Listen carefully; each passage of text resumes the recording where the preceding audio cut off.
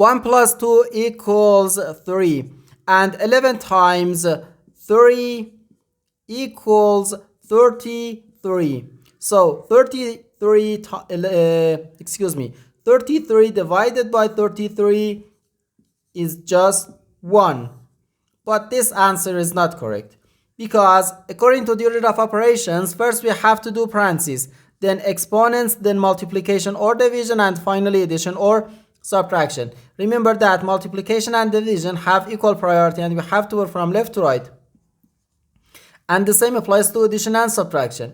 So here, in this expression, which we have one division and one multiplication and one parenthesis. Inside this parenthesis, we have one addition.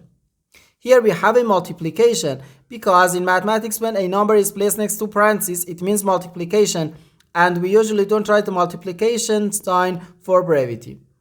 So, according to the PEMDAS, first we have to do this parenthesis, then this division, and finally this multiplication. If we do this multiplication before this division, it is wrong. So first we have to do this parenthesis. Inside this parenthesis, we have 1 plus 2, which equals 3. So 33 divided by 11, then times 3. Now we have one division and one multiplication. As I said, multiplication and division have equal priority and we have to work from left to right.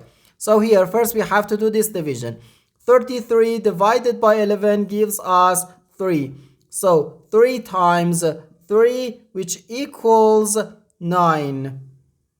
And this is our final answer to this problem. The correct answer is 9.